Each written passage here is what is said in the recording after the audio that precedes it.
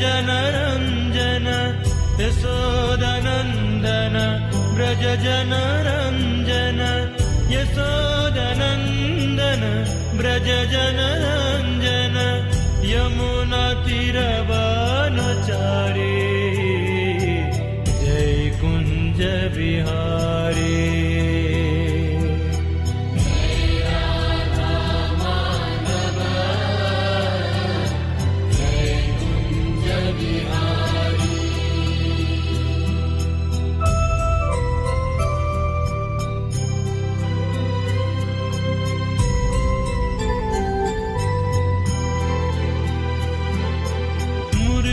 मनोहर करुणा सागर मुरली मनोहर करुणा सागर मुरली मनोहर करुणा सागर जय गोवर्धन धारी जय कुंज विहारी।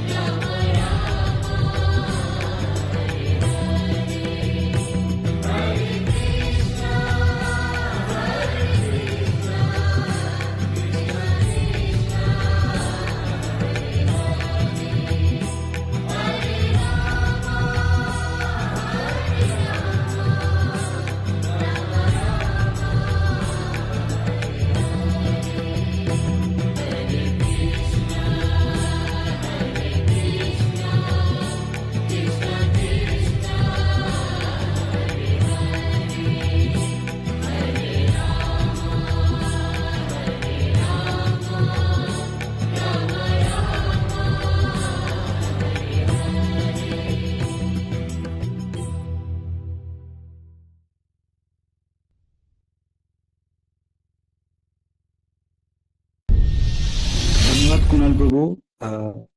अभी हमारे होस्ट आज के होस्ट शुभम प्रभु क्लास को स्टार्ट करेंगे। जी हाँ, कुणाल प्रभु थोड़ी देर, शुभम प्रभु थोड़ी देर में ज्वाइन हो रहे हैं। उनको मैंने फ़ोन किया था, वो ज्वाइन हो रहे हैं। और वैष्णव ऐसे नहीं आते हैं, हमें प्रार्थना करना पड़ता है। बहुत स्वीकृति चाहिए वैष्णव के दर्शन पाने में, और उनसे क्लासेस मतलब हरिकथा सुनने में तो और ज़्यादा स्वीकृति चाहिए।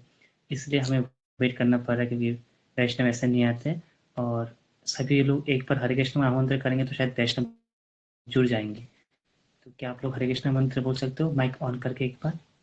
जरूरत नहीं है, हम आगे नहीं आगे वो क्षमा कीजिए। वो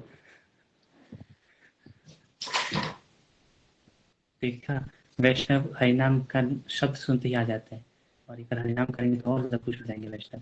ठीक है, आप आ चुके हैं, तो अभी हम लोग शुरू करते हैं। शुरू कीजिए। ठीक है बाबू। বাবু অসমীয়াত ক'লে তো অসুবিধা নহ'ব? নাই, নহয় বাৰু, কলি হ'ল। ঠিক আছে বাবু, ধন্যবাদ। হৰে কৃষ্ণ সকলোকে, ইয়াত উপস্থিত সকলোকে সকলো চৰণত এই অধমৰ দণ্ডবোধ প্ৰণাম। আপোনালোকক অপেক্ষা কৰাইছো, সেইবাবে যদি পাৰে ক্ষমা কৰি দিব।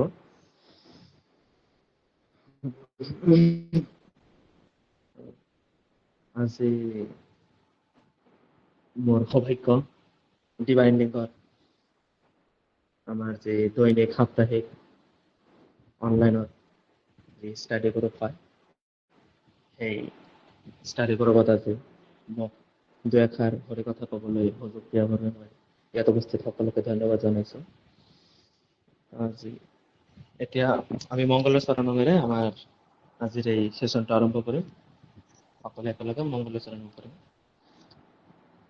হৰে কৃষ্ণ।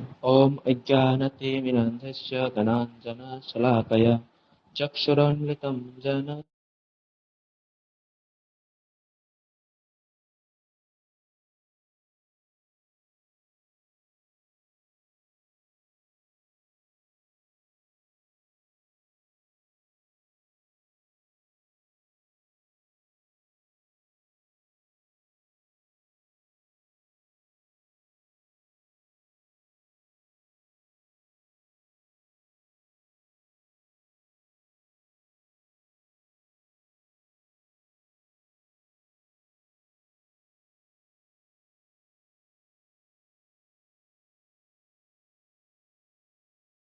प्रभु नित्यानंद वंशकल्पतरुश्च कृपासिन्धुभ्येव पतितानां पावनेभ्यो वैष्णवेभ्यो नमो नमः। जय श्री कृष्ण चैतन्य प्रभु नित्यानंद श्री अद्वैत गदाधर शिवासादि गौर भक्तवृंद।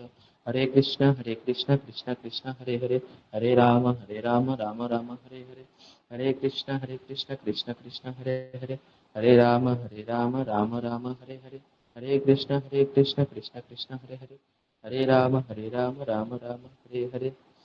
जय जगत गुरु श्रील प्रभुपाद की जय। हरे কৃষ্ণ। সকলে মোক শুনা পাইছে? হরে यस কৃষ্ণ। प्रभु। কুণাল প্ৰভুক অনুৰোধ জনাম যে পিপিটি বনাইছে সেইটো শ্বেয়াৰ কৰক, দুই এষাৰ ক'বলৈ চেষ্টা কৰে।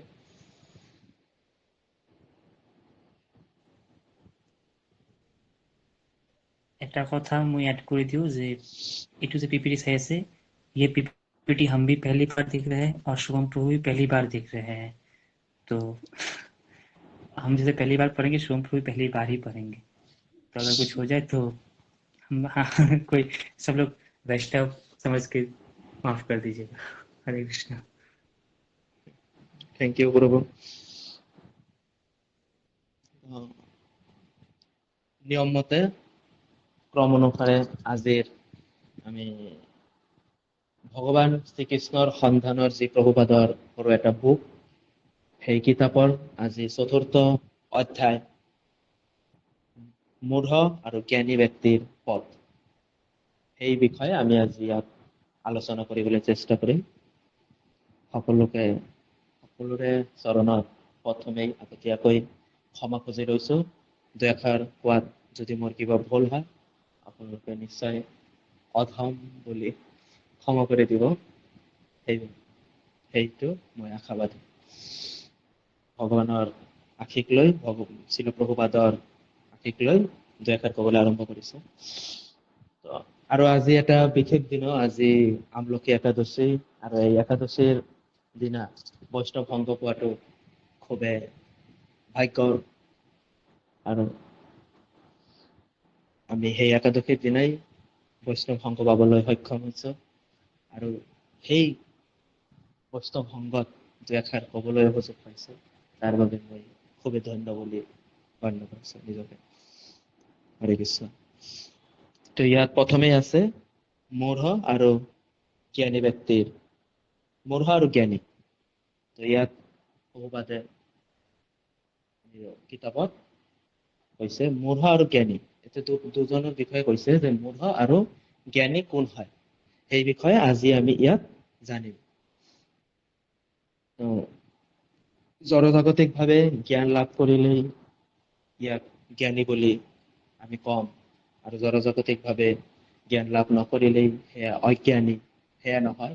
ইয়াত প্ৰভুপাদে অলপ বেলেগ ধৰণেৰে মূঢ় আৰু জ্ঞানী ব্যক্তিৰ বিষয়ে আলোচনা কৰিছে, উল্লেখ কৰিছে। গতিকে আমি পৰৱৰ্তী শ্লাইডত চাম কি আছে মূঢ় আৰু জ্ঞানী ব্যক্তিৰ বিষয়ে কি কৈছে। তো ইয়াত সকলোৱে মোক শুনা পাইছে নে নাই? মই গম পোৱা নাই শুনা পাইছে নে নাই। ঠিক আছে গম পাইছে। তো ইয়াত কৈছে হাম কন হে, তো আমি কোন হয়। প্ৰথমতে ইয়াত প্ৰভুপাদে ক'ব বিচাৰিছে যে মূঢ় আৰু জ্ঞানী ব্যক্তিৰ বিষয়ে ক'ব। তো প্ৰথমতে এতিয়া কৈছে আমি কোন হয়। সঁচাকেই যিসকলে জড়জাগতিক ভাৱে জ্ঞানী, সেইসকলে কি জানে যে এওঁলোকে সঁচাকে কোন হয়, সেই বিষয়ে আমি জানিম। আমি কোন হয়, সঁচাকে আমি যি নিজ এই মানৱী চকুৰে যি চাই আছো, সেই দেহধাৰী মানুহ বা জীৱ, সেয়াই আমাৰ আচল পৰিচয় নাকি আমাৰ আৰু বেলেগ কিবা পৰিচয় আছে। সঁচাকে আমি কোন হয় সেই বিষয়ে ইয়াত কোৱা হৈছে। অলপ জুম কৰিব যদি সম্ভৱ হয়। শৰীৰ নেহি আত্মা হে এসা কুছ থা। ইয়াত কৈছে আমি শৰীৰ নহয়, আমি আত্মা হয়। ইয়াত প্ৰভুপাদে কৈছে যে আমি শৰীৰ নহয়, আমি আত্মা হয়। আমাৰ এই মানৱী দেহৰ বাহিৰতো আমাৰ এক নিজস্ব আত্মাৰ পৰিচয় আছে। যে আমাৰ এই দেহটোৰ ভিতৰত, মানৱী দেহৰ ভিতৰত এক আমাৰ নিজস্ব এক পৰিচয় আছে, সেয়া হৈছে আমি আত্মা। যিদৰে শৰীৰ মৃত্যুৰ পাছত বেলেগ যিদৰে আমাৰ শৰীৰৰ মৃত্যু হয়, কিন্তু সেই আত্মাৰ জন্ম বা মৃত্যু নহয়। এনেদৰে কিবা ক'ব বিচাৰিছে এতিয়া? আৰু জুম কৰক প্ৰভু, দেখা পোৱা নাই ভালদৰে।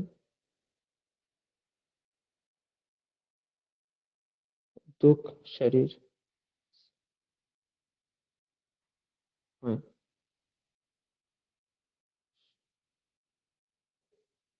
शरीर बदलता है, आत्मा नहीं। शरीर जन्म, विकास, क्षय और मृत्यु से गुजरता है, लेकिन आत्मा अपरिवर्तन और अविनाशी है। হয়, শৰীৰৰ জন্ম হয়, শৰীৰৰ মৃত্যু হয়, শৰীৰৰ বিকাশ হয়, শৰীৰ ক্ষয় হয়, লাহে লাহে শৰীৰৰ মৃত্যুও হয়, কিন্তু আত্মাৰ জন্মও নহয়, আত্মাৰ মৃত্যুও নহয়, আত্মাৰ বিকাশও নহয়। আত্মা প্ৰথমৰ পৰাই যিদৰে আছিল সেইদৰেই থাকে। আত্মা শাশ্বত, আত্মা অজন্ম। গতিকে আত্মাই এটা দেহৰ পৰা আৰু এটা দেহ ধাৰণ কৰি থাকে। दुख शरीर से जुड़ने के कारण हमारा दुख शरीर से आध्यात्मिक, आकस्मिक और क्षण भंगुर पहचान उत्पन्न होता है। हमारा दुख शरीर से आध्यात्मिक आसक्ति, असली पहचान भूल जाना ही समझे। हमारा दुख शरीर से आध्यात्मिक आसक्ति और क्षण भंग पहचान से उत्पन्न होता है। दुख शरीर से जुड़ने के कारण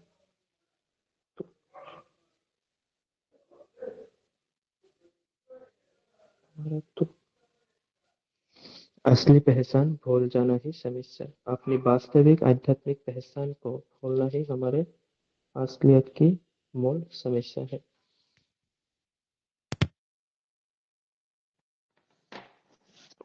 असली पहचान भूल जाना ही समस्या है।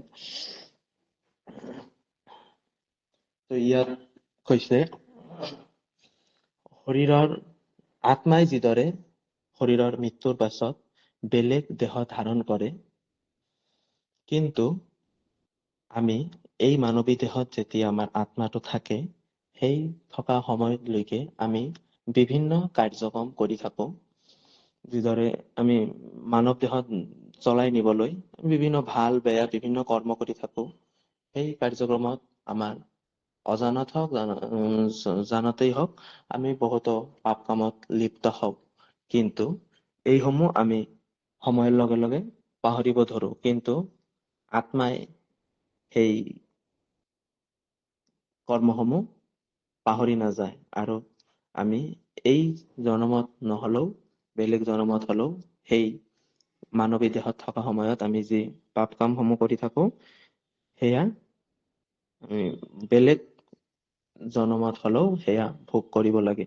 সেই বিষয়ে হয়তো ইয়াত কব বিচাৰিছে। असली पहचान भूल जाना ही हमारे संसार वास्तविक आध्यात्मिक पहचान को भूलना ही हमारे बस आध्यात्मिक अस्तित्व की मूल समस्या है। ঠিক আছে, এতিয়া চাও নেক্সট স্লাইডত কি আছে।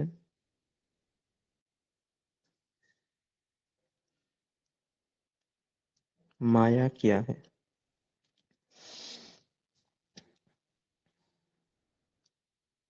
जो अस्थाई को स्थायी मानना। माया हमें इस अस्थाई भौतिक दुनिया को शाश्वत समझने में मजबूर करती है। ইয়াত মায়াৰ বিষয়ে কোৱা হৈছে যে মায়া কি। মায়াই আমি যে এতিয়াও ইমান সুযোগ পায়ো, ইমান ধৰণৰ সুযোগ, ইমান ভক্ত সংগ, ভগৱত গীতা, আমি ভাৰত ভূমিত জন্ম হৈও, হিন্দু ঘৰত জন্ম হৈও আমি এতিয়াও যে ভগৱানক জানিব পৰা নাই, ভালদৰে নিজকে ভগৱানৰ শ্ৰীচৰণত আত্মসমৰ্পণ কৰিব পৰা নাই, সেয়াৰ মূল কাৰণটো কি?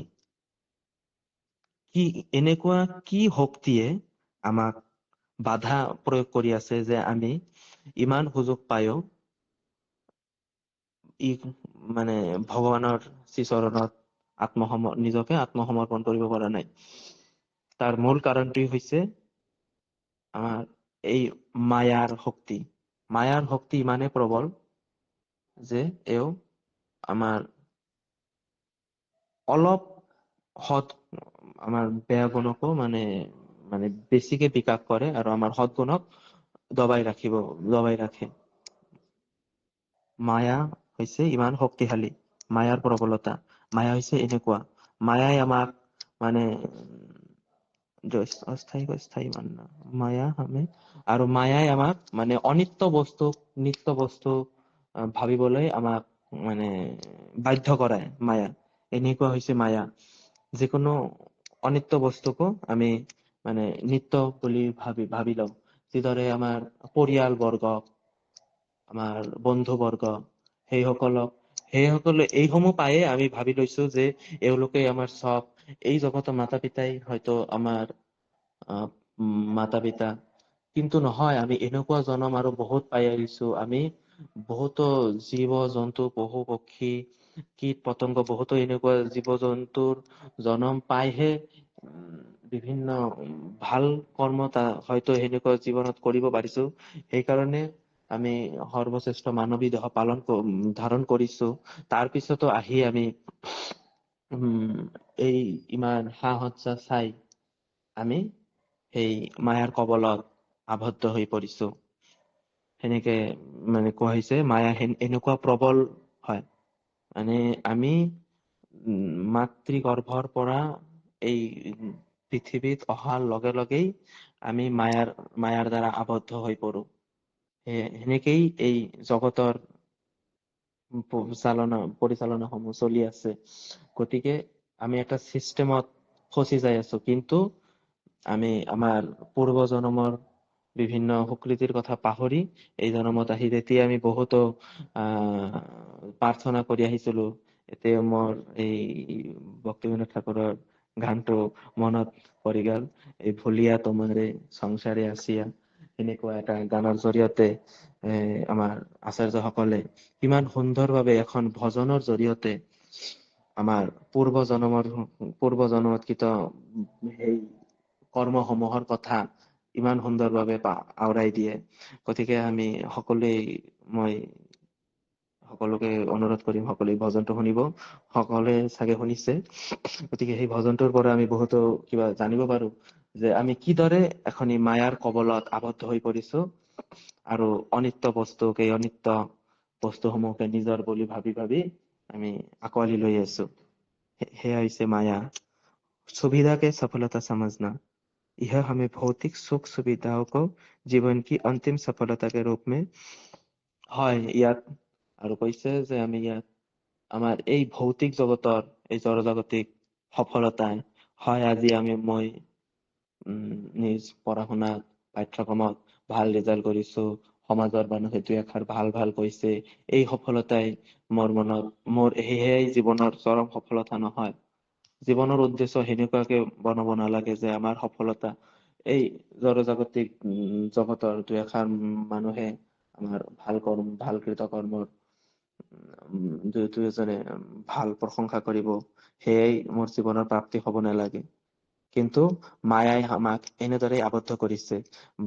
দুই এষাৰ বিশেষ মানুহৰ প্ৰশংসাতেই আমি নিজকে অহংকাৰী বুলি অনুভৱ কৰো, এনেকুৱা বুলি কৈছে। গতিকে এনেকুৱা ধৰণৰ মন্তব্যৰ পৰা, এনেকুৱা ধৰণৰ পৰিস্থিতিৰ পৰা আমি সদায় নিজকে সচেতন ৰখাটো খুবেই গুৰুত্বপূৰ্ণ বুলি মই ভাবো। भौतिक प्रगति और अंतिम लक्ष्य मान लेना, माया हमें भौतिक विकास को परम लक्ष्य के रूप में स्वीकार करने के लिए प्रेरित करता है।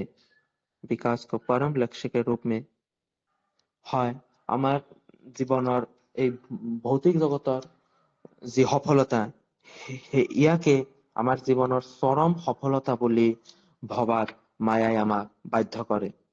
কিন্তু আমি যে এই মানৱী দেহ ধাৰণ কৰি এই পৃথিৱীত আহিছো, আমি খুব গুৰুত্বপূৰ্ণ এক লক্ষ্য আমাৰ এক চৰম উদ্দেশ্য সাধন কৰাৰ বাবে আমি এই মানৱী দেহ ধাৰণ কৰি আহিছো। আমি ভগৱানৰ শ্ৰীচৰণত যেতিয়াই জননী জঠৰত কষ্ট পাই আছিলো, তেতিয়া আমি ভগৱানৰ ওচৰত খুব প্ৰাৰ্থনা আকুল মিনতি কৰি, কাকতি মিনতি কৰি আমি এই মানৱী দেহ ধাৰণ কৰিছো। হয় ভগৱান, হে পৰম পিতা, আপুনি মোক এই এই জননী জঠৰৰ পৰা, কষ্টৰ পৰা মোক এবাৰ মুক্ত কৰি দিয়ক। মই আপোনাৰ শ্ৰীচৰণত সমৰ্পণ কৰিম। সেইসমূহ প্ৰাৰ্থনা কৰি আমি আহিছিলো। আমাৰ জীৱনৰ চৰম উদ্দেশ্য আছিল কি ভক্তি জীৱনক জনা, ভগৱানৰ বিষয়ে বিতংভাৱে জনা। কিন্তু আমি সেইসমূহ পাহৰি মাতা পিতাৰ আদৰ, সমাজৰ প্ৰশংসা এইসমূহ পাই, সমাজৰ সৌন্দৰ্যতা সেইসমূহ চাই আমি চব পাহৰি মায়াৰ কবলত আবদ্ধ হৈছো। আৰু আমাৰ যি লক্ষ্য আমি ঠিক কৰি এই এই জগতলৈ আহিছিলো, সেয়া আমি পাহৰি অনিত্য বস্তুৰ ফালে আমি ধাবিত হৈছো। এই বিষয়ে ইয়াত কোৱা হৈছে। असली उद्देश्य को भूल जाना, इसके प्रभाव से हम अपने जीवन के वास्तविक आध्यात्मिक उद्देश्य को विस्तृत कर देते हैं। আৰু এনেদৰেই আমি আমাৰ যি মানে আমাৰ যি সঁচাৰ উদ্দেশ্য, সেই উদ্দেশ্য আমি পাহৰি আমি এনেদৰেই মানে মায়াৰ কবলত আবদ্ধ হৈ পৰি আছো। গতিকে এইখিনিতে ইমানখিনি কব বিচাৰিছে। Next PPT, next slide. মূঢ় কণ হে। তো এইখিনিতে আমি জানিলো, প্ৰথমতে আমি আপোনালোকৰ আলোচনা কৰিম মূঢ় আৰু জ্ঞানী কোন। তো তাৰ লগতে আমি আলোচনা কৰিলো যে মায়াৰ কবলত আমি আবদ্ধ হৈ পৰিছো। আমি এক বিশেষ লক্ষ্য ধাৰণ কৰি এই বিশেষ লক্ষ্য থিৰাং কৰি এই মানৱী দেহ ধাৰণ কৰি এই পৃথিৱীলৈ আহিছিলো। কিন্তু মায়াৰ কবলত, এই শক্তিশালী মায়াৰ জালত আমি সকলোৱে আবদ্ধ হৈ সেয়া আমাৰ যি পৰম লক্ষ্য সেয়া পাহৰিছো। এতিয়া কৈছে মূঢ় কোন। সঁচাকে কি এই জগতত আহি জড়জাগতিক ভাৱে শিক্ষা লাভ কৰি শিক্ষিত হলেই কি আমি জ্ঞানী, নাকি সঁচাকে মূঢ় কোন বা জ্ঞানী কোন, এতিয়া আমি জানিম। মূঢ় কোন এই বিষয়ে কৈছে, जो केवल शरीर तक सीमित सोचता है। মূঢ় ব্যক্তি अपने पहचान को केवल अपने शरीर तक। তো আমি ইয়াৰ আগতে আমি আলোচনা কৰিলো যে আমাৰ নিজস্ব সত্তাৰ পৰিচয় আছে। আমি যি মানৱী দেহ ধাৰণ কৰিছো সেয়াই আমাৰ জীৱনৰ পৰিচয় নহয়। আমাৰ পৰিচয় হৈছে আমাৰ মানৱী দেহৰ ভিতৰত লুকুৱাই থকা আমাৰ যি পৰম শাশ্বত অনিত্য অজন্ম যি আত্মা, সেয়া হৈছে আমাৰ ৰাষ্ট্ৰীয় পৰিচয়। কিয়নো সেয়াই হৈছে মই কোন, মই হৈছো এই আত্মাটো। আমাৰ প্ৰতিজন দেহৰ ভিতৰত যি এক আত্মা আছে, অজন্ম অনিত্য আত্মা, সেয়াই হৈছে আমি। আৰু সেই আত্মাৰ না কেতিয়াও মৃত্যু হব পাৰে, না কেতিয়াও জন্ম হব পাৰে। গতিকে দুখৰ একো কাৰণ নাই। আমি কোনো ব্যক্তিৰ বিয়োগত দুখ প্ৰকাশ কৰো, দুখিত হওঁ, বিয়োগ কৰো, হয় সেয়া দুখিত হোৱাটো কোনো ডাঙৰ ব্যাপাৰ নহয়, কিয় বা কোনো বিশেষ একো নহয়। হয়, ইয়াৰ মানৱী দেহটো এতিয়া এদিন জন্ম হৈছিল, বিকাশ হৈছে, ক্ষয় হৈছে, মৃত্যু হব। কিন্তু এওঁৰ ভিতৰত যি এক আত্মা আছিল, সেই আত্মাৰ কেতিয়াও মৃত্যু নহয়। সেয়া ভাবি আমি কেতিয়াও ইমান দুখত ভাঙি পৰিব নালাগে। কিন্তু মূঢ় ব্যক্তিসকলে এই জীৱনত যিসকলে মানে পাহৰি গৈছে ভগৱানক, যি এক বা ভগৱানৰ ওচৰত যি এক প্ৰাৰ্থনা কৰি আহিছিল, কথা দি আহিছিল যে আমি এই মানৱী দেহ ধাৰণ কৰাৰ পাছত আপোনাৰ চৰণত বা ভগৱানৰ শ্ৰী চৰণত নিজকে আত্মসমৰ্পণ কৰিম। সেয়া যিসকল ব্যক্তিয়ে পাহৰি বিভিন্ন মায়াৰ কবলত আবদ্ধ হৈ, তথাকথিত কিছুমান শিক্ষাবিদসকলে, শিক্ষিত লোকসকলে জড়জাগতিক শিক্ষাৰ দ্বাৰা শিক্ষিত হৈ নিজৰ যি চৰম লক্ষ্য সেয়াক পাহৰি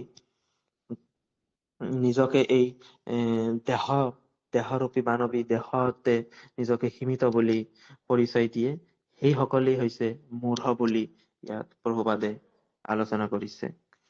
গতিকে মূঢ় ব্যক্তিৰ মূল পৰিচয় হৈছে যিসকলে নেকি ভাবে যে আমি দেহ আমি আত্মা নহয়, আত্মা বুলি একো বস্তু এই পৃথিৱীত এক্সিষ্ট নকৰে। এইখিনিয়ে আমি যি জন্ম লৈছো এই মানৱী দেহ, এইটোৱে আমাৰ সঁচাকে পৰিচয়। সেইসকল হৈছে মূঢ় বুলি শাস্ত্ৰত উল্লেখ কৰা হৈছে। গতিকে মূঢ়ৰ পৰিচয় সেয়াই। গতিকে আমি কব পাৰো, যিসকলে নেকি আমি গম পাইছো যে আমি এই দেহত একো নাই, দেহ জন্ম হৈছে, দেহৰ বিকাশ হব, দেহৰ ক্ষয় হব, দেহৰ মৃত্যু হব। গতিকে দেহৰ লগত পৰি থাকি লাভ নাই। দেহৰ শুশ্ৰূষা কৰিম, কিয়নো আমি দেহৰ শুশ্ৰূষা এনেদৰে কৰিব লাগে যে এই দেহটোত মোৰ আত্মা বাস কৰি আছে, মই বাস কৰি আছো। গতিকে এই দেহটো মোৰ, কিন্তু মই দেহটো নহয়। এই হাতখন মোৰ, এই চকু দুটা মোৰ, কিন্তু মই এই দেহ নহয়। সঁচাকে মোৰ বুলি ইয়াৰ যত্ন লম, ইয়াৰ শুশ্ৰূষা কৰিম, ইয়াৰ প্ৰয়োজনীয় বস্তুসমূহ দিয়াৰ চেষ্টা কৰিম। কিন্তু এইটোৱে যে মই, আৰু ময়ে চব, মোৰ দেহ শেষ হলেই চব শেষ হৈ যাব, সেনেকে দেহক যত্ন লব নালাগে। আৰু যিহেতু আমি দেহৰ যত্ন কিদৰে লব লাগে, যিদৰে মূঢ় ব্যক্তিসকলে নাভাবে, মূঢ় ব্যক্তিসকলৰ চিন্তা ইমান দূৰ ঢুকিয়ে পোৱা নাই, এওঁলোকে গমেই পোৱা নাই আমি কিমান ভক্তসকলে, ভগৱানৰ ভক্তসকলে কিদৰে চিন্তা কৰে। ভগৱানৰ ভক্তসকলে চিন্তা কৰে, এই দেহত মই আছো, মোৰ আত্মা বাস কৰি আছে এই দেহত। গতিকে এই দেহৰ যত্ন লোৱাটো মোৰ কৰ্তব্য, মোৰ দায়িত্ব। কিয়নো এই দেহৰ জৰিয়তে, এই মানৱী দেহৰ জৰিয়তেই মই ভগৱানৰ নাম কৰিব পাৰিছো। মই সুস্থ ভাৱে, সবল ভাৱে, মোৰ মুখেৰে শুদ্ধ ভাৱে ভগৱানৰ নাম জপ কৰিব পাৰিম, ভগৱানৰ গুণানুকীৰ্তন কৰিব পাৰিম, বৈষ্ণৱৰ গুণানুকীৰ্তন কৰিব পাৰিম। মোৰ এই দুই ভৰিৰে মই ধাম দৰ্শন কৰিব পাৰিম, মই দুই হাতেৰে ভগৱানৰ অৰ্চন কৰিব পাৰিম, ভগৱানৰ শ্ৰী বিগ্ৰহ সজাব পাৰিম, ভগৱানৰ কাৰণে ভোগ ৰান্ধিব পাৰিম। মই মোৰ জ্ঞানেৰে মই ভগৱানৰ যি জ্ঞান আহৰণ কৰিব পাৰিম, আৰু বিভিন্ন ব্যক্তিসকলক ভগৱানৰ নাম ধৰ্ম প্ৰচাৰ কৰিব পাৰিম। এইসমূহ চিন্তা ভাৱনা বৈষ্ণৱসকলৰ বা ভগৱানৰ ভক্তসকলৰ চিন্তা ধাৰাসমূহ এনেধৰণৰ। এওঁলোকে দেহৰ প্ৰতি আসক্ত এনেধৰণে, আৰু মূঢ় ব্যক্তিসকলে দেহৰ প্ৰতি আসক্ত এনেধৰণে, মই ভাল গাড়ীত চঢ়িম, বিশাল বাড়ী বনাম, মোৰ দেহক আৰাম দিম।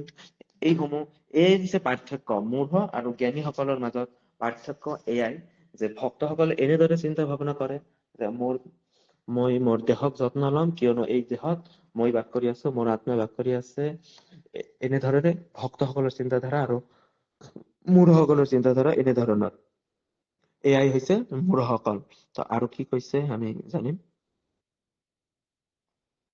जो ईश्वर को नकारता है, जो व्यक्ति परम सत्ता के अस्तित्व को अस्वीकार करता है, यह मूर्खता है। হয়, আৰু কিছুমান শিক্ষাবিদ আছে, কিছুমান শিক্ষিত লোক আছে, যিসকলে ঈশ্বৰক নামানে। ঈশ্বৰ হৈছে এক সত্তা, এক আলো। বহুতৰ বহু ধৰণৰ মন্তব্য, ঈশ্বৰ এক জ্যোতি, ঈশ্বৰ এক জ্যোতিষ্ক, বহুতৰ বহু ধৰণৰ, ঈশ্বৰ এক শক্তি, এনেধৰণৰ মন্তব্য, মানে ঈশ্বৰ বুলি একো নাই, মানুহে ভগৱান, বহুতৰ বহু ধৰণৰ মন্তব্য কৰি থাকে। এইসকল হৈছে মূঢ় ব্যক্তি। মূঢ় ব্যক্তিসকলে ভগৱানৰ এই অস্তিত্বক এওঁলোকে ঢুকি নাপায়।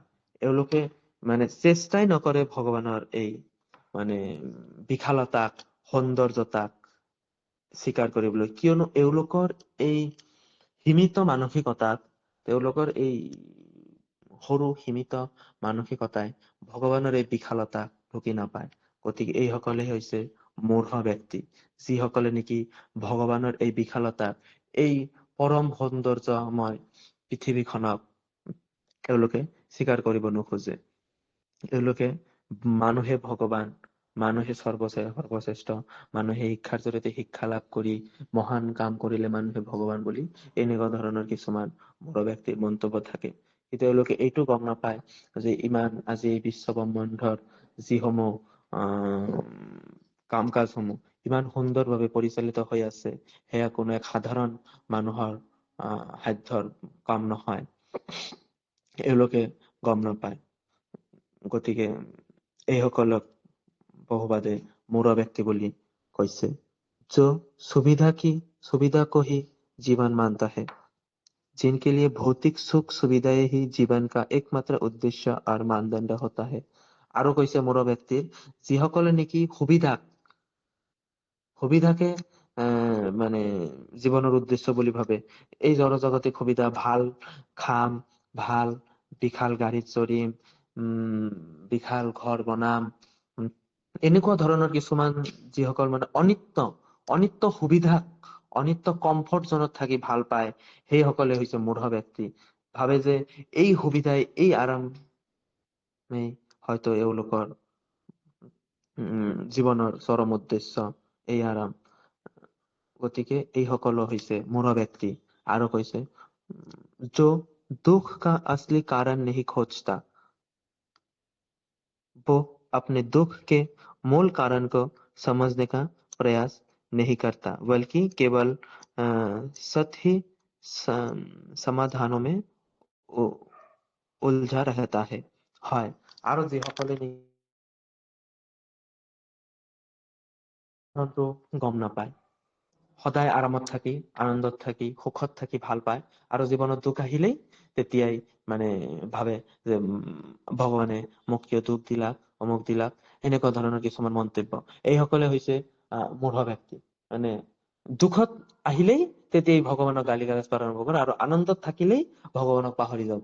এনেকুৱা ধৰণৰ কিছুমান মানসিকতাৰ ব্যক্তি আছে, যিসকলে নেকি এনেকুৱা ধৰণৰ মন্তব্য কৰে।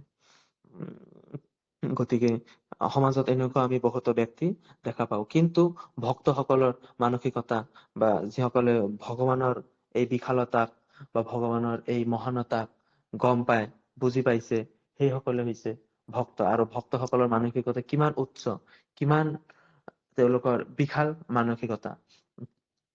আজি যদি এওঁলোকৰ জীৱনত দুখ আহে, এওঁলোকে ভাবে যে নাই, মোৰ হয়তো আৰু ডাঙৰ কিবা দুখ অহাৰ কথা আছিল, কিন্তু মই ভগৱানৰ এই যি সৰু হলেও, কমকৈ হলেও যি অলপ ভগৱানৰ নাম কৰিব পাৰিছো, হয়তো সেই কাৰণে, বা মই পূৰ্ব জন্মত কিবা ভাল কৰ্মৰ কাৰণেই হয়তো মোৰ এই দুখটো কমি গৈছে। এনেকুৱা ধৰণৰ হৈছে ভগৱানৰ ভক্তৰ মানসিকতা। আজি আমি গম পাওঁ, কুন্তি দেৱীয়ে যিদৰে ভগৱানৰ ওচৰত প্ৰাৰ্থনা কৰিছিল যে ভগৱান আপুনি মোক দুখ দিয়ক, কিয়নো কি যেতিয়াই আপুনি মোক দুখ দিয়ে, মই আপোনাক মনত ৰাখো।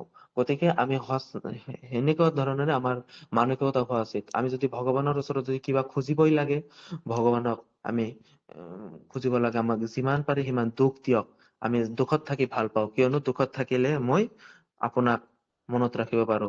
আমি যেতিয়াই নেকি অলপ দুখত থাকো বা অকলে থাকো, নিজকে অলপ আপছেট বুলি ফিল কৰো, তেতিয়া আমি ভগৱানক মনত ৰাখো। সঁচাকেই আমাৰো মানসিকতা এনেকুৱা ধৰণেৰে যে আমি যেতিয়া সুখত থাকো, তেতিয়া আমি ভগৱানক পাহৰি যাবলৈ, আৰু যেতিয়া আমি দুখত থাকো, তেতিয়াই আমি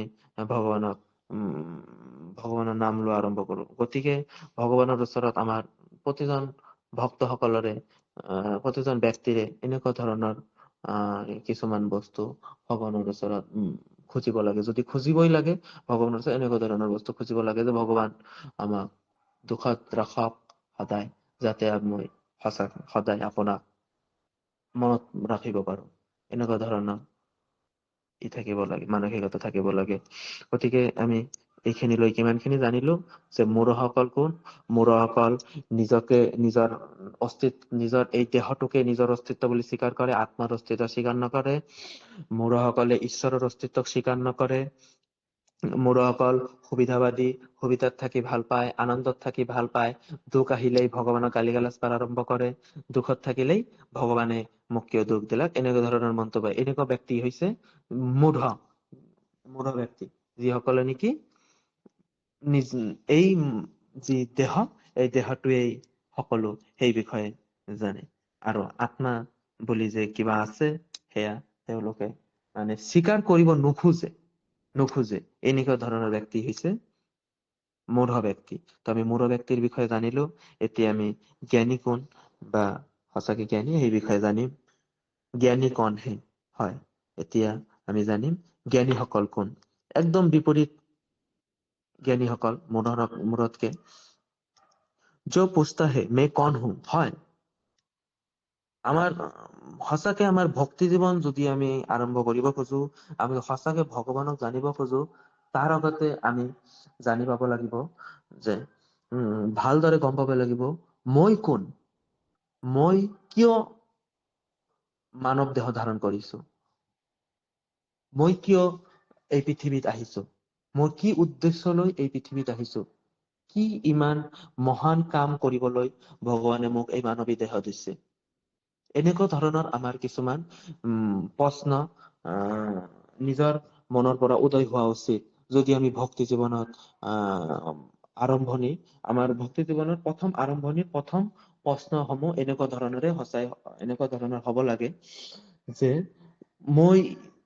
মোক দুটা হাত দিছে, যি হাত দুটা মই মুক্তভাৱে বিচৰণ কৰিব পাৰো, মোক দুটা ভৰি দিছে, যি ভৰিৰে মই য'তে ইচ্ছা তাতে যাব পাৰো, মোক স্বাধীনতা দিছে, মোক ভাৰত ভূমিত জন্মগ্ৰহণ কৰাৰ সুবিধা দিছে, মোক হিন্দু ঘৰত জন্মগ্ৰহণ কৰাৰ সুবিধা দিছে, মোক বুদ্ধি দিছে, মোক পাগলো বনোৱা নাই, মোক ভালদৰে কথা কোৱাৰ সক্ষমতা দিছে, মোক দুটা চকু দিছে, যি চকুৰে মই এই পৃথিৱীৰ সৌন্দৰ্যতাক উপভোগ কৰিব পাৰো, মোক মুখ দিছে, মই এই মুখেৰে ভালদৰে কথা কব পাৰো, মোক জিহ্বা দিছে, মই টেষ্ট লব পাৰো, মোক অনুভূতি দিছে, মোক আবেগ দিছে, এনেকুৱা ধৰণৰ সকলো বস্তু যদি মোক দিছে, তেনেহলে মই কোন হয়, মই কি কাম কৰিবৰ বাবে ভগৱানে মোক বনাইছে, এনেকুৱা কি মহান কাম কৰিবলৈ ভগৱানে মোক ইমান সুন্দৰকে ইমান নিখুঁত ভাৱে মোক বনাইছে, মোক কিয় কুকুৰ বিড়াল বা গৰু বা ছাগল এনেকুৱা মোক কিয় বনোৱা নাই, মোক কিয় মানুহ বনাইছে, যদি মোক মানুহ বনাইছে, মোক যদি জীৱ শ্ৰেষ্ঠ মানুহ বনাইছে, তেনেহলে কি এনেকুৱা মহান কাম আছে যি কাম সিদ্ধি কৰাৰ বাবে মোক মানুহ ৰূপে ভগৱান বনাইছে। এনেকুৱা ধৰণৰ কিছুমান প্ৰশ্ন নিজৰ পৰা উদয় হোৱা উচিত এজন ভক্তি জীৱনত আৰম্ভ হোৱাৰ আগতে। এনেকুৱা প্ৰশ্ন যিজন ব্যক্তিৰ মনত স্বেচ্ছাকৃত ভাৱে উদয় হব, সেইজনে হৈছে জ্ঞানী বুলি বহুবাদে ইয়াত কবলৈ চেষ্টা কৰিছে। আৰু কৈছে দুখ কিয় হে, কিয় আমি দুখত থাকো, যদি এই দেহটো, যি দেহটো বনাইছে, যি দেহৰে আমি ভগৱানৰ নাম লৈ আমি পূৰ্ব জনমকৃত যি পাপ কাম কৰিছো আৰু যি ভাল কাম কৰিছো, ভাল কামৰ বাবে যি এই মানৱী দেহ ধাৰণ কৰিছো, আৰু পূৰ্ব জনমত যি বেয়া কাম কৰিছিলো তাৰ বাবে মোক আকৌ এই জড় জগতত পঠাইছে, তাৰ কাৰণে যদি এই পঠাইছে এই জগতে যদি অনিত্য অশাশ্বত, তেনেহলে কিয় দুখ হয় আমাৰ, দুখত আমি কিয় থাকিম, যদি ইয়াতে মই কিছুদিনৰ বাবেই আছো, তেনেহলে দুখ কিয় ল'ম মই, এই দেহটো যদি মই নহয়, তেনেহলে এই দেহ যদি কিবা কষ্ট পায়, যদি কাৰো কোনো কথাত, কাৰো কোনো বিশেষ মন্তব্যই যদি আমাক আঘাতপ্ৰাপ্ত কৰে, আমি কিয় আঘাতপ্ৰাপ্ত হম, যদি এই দেহটো ময়ে নহয়। এইটো মোৰ আত্মাৰ বিষয়ে কব পৰা নাই, আত্মাৰ বিষয়ে কোৱাৰ ইয়াৰ সক্ষমতাও নহব। এওঁহে কৈছে মোৰ মাত্ৰ জাষ্ট মোৰ এই দেহৰ বিষয়ে কৈছে শুভমহে বেয়া, মইহে বেয়া, মোৰ আত্মাটো বেয়া নহয়। গতিকে মই কিয় দুখ লম, কাৰো কিবা মন্তব্যত, কাৰো কিবা কাৰ্যক্ৰমত মই কিয় দুখ লম, যদি ময়ে নহয়, এই দেহটো যদি ময়ে নহয়, তেনেহলে মই কিয় দুখ লম। সেয়াই হৈছে জ্ঞানী। সেইকাৰণে কৈছে জ্ঞানীসকলে কেতিয়াও দুখিত নহয়, বা কেতিয়াও উত্তেজিতও নহয়, কেতিয়াও বেছি হেপিও নহয়। জ্ঞানীসকল সদায় শান্ত সমাহিত। সেয়াই কব বিচাৰিছে। জীৱন কা লক্ষ্য কিয়া হে, আৰু মই কলোৱে যদি আমাৰ ভক্তি জীৱনত আমি আহিব খুজিছো, আমাৰ প্ৰথম প্ৰশ্ন এনেকুৱা ধৰণৰে হব লাগে যে মোৰ জীৱনৰ উদ্দেশ্য কি ইমান মহান কৰ্ম আছে যে মই সেয়া কৰ্ম সিদ্ধি কৰিম, যাৰ বাবে মোক ইমান সুন্দৰ এক নিখুঁত দেহ বনাইছে। গতিকে এনেকুৱা ধৰণৰ আমাৰ কিছুমান প্ৰশ্ন থকা উচিত যে আমি জীৱনৰ উদ্দেশ্যটো কি, উদ্দেশ্যবিহীন ভাৱে আমি জীৱন ধাৰণ কৰিব নালাগে বুলি মই ভাবো যে সদায় আমি উদ্দেশ্যহীন ভাৱে আমি জীৱনৰ কাৰ্যক্ৰম চলাই লব নালাগে। উদ্দেশ্যৰ সৈতে আমি আমাৰ জীৱনৰ প্ৰতিটো কাৰ্যক্ৰম চলাই লব লাগে। গতিকে জীৱনত যদি চলিব লাগে, এই মানৱী দেহ যদি সুচাৰুৰূপে পালন কৰি সঁচাকে এই মানৱী দেহৰ ভিতৰত থকা যি এক আত্মা, সেই আত্মাৰ যদি আমি সৎগতি কামনা কৰিব বিচাৰো, যি আমি এই জনম জনম ধৰি যি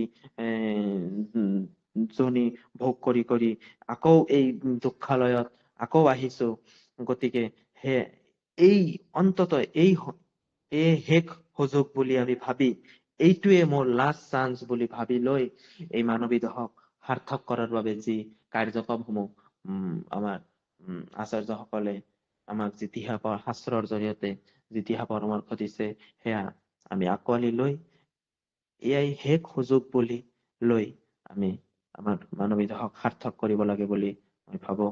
আৰু জীৱনৰ উদ্দেশ্য এটা লৈ আমি জীৱনত আগবাঢ়ি যাব লাগে। তাৰপিছত কৈছে যে সত্য কি খোজ কৰতা হে। আৰু জ্ঞানী লোক কেনেকুৱা ধৰণৰ হয়? জ্ঞানী লোকৰ মনত প্ৰশ্ন হয়, মই কোন হয়, মই কিয় আহিছো, মোৰ জীৱনৰ উদ্দেশ্য কি, আৰু সঁচা অৰ্থত সুখ বা আনন্দ কি, সেয়া যিসকল ব্যক্তিয়ে খোজ কৰে, সেইসকলে হৈছে সঁচাকে জ্ঞানী। তো আমি প্ৰথমত গম পালো মূঢ়সকল কোন। মূঢ়সকলে আত্মাক বিশ্বাস নকৰে, এই জগতে এওঁৰ কাৰণে অন্তিম, এই জগতে সৰ্বস্ব, সেইসকলে হৈছে মূঢ় ব্যক্তি। আৰু যিসকল জ্ঞানী ব্যক্তিসকলে এই জগতৰ বিভিন্ন কাৰ্যক্ৰমৰ দ্বাৰা বিচলিত নহৈ, বিভিন্ন বিশেষ দুখত ভাঙি নপৰি, সুখত উত্তেজিত নহৈ, বিচলিত নহয়, যিসকলে নেকি পৰম আনন্দৰ খোজত আগবাঢ়ি যায়, ভগৱানৰ শ্ৰীচৰণত আত্মসমৰ্পণ কৰি যি এক পৰম শান্তি লাভ কৰিব বিচাৰে আৰু এই মানৱী দেহক সাৰ্থক কৰে, সেইসকলে হৈছে জ্ঞানী। আমি মূঢ় আৰু জ্ঞানী ব্যক্তিৰ বিষয়ে গম পালো। এতিয়া আমি জানিম নেক্সট কিবা আছে নেকি। 4 प्रकार के लोग भगवान के पास क्यों जाते हैं।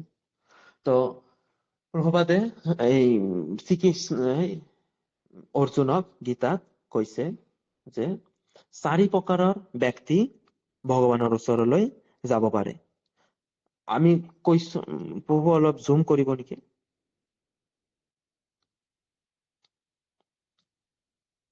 ইয়াতকে বেছি নহয় নেকি?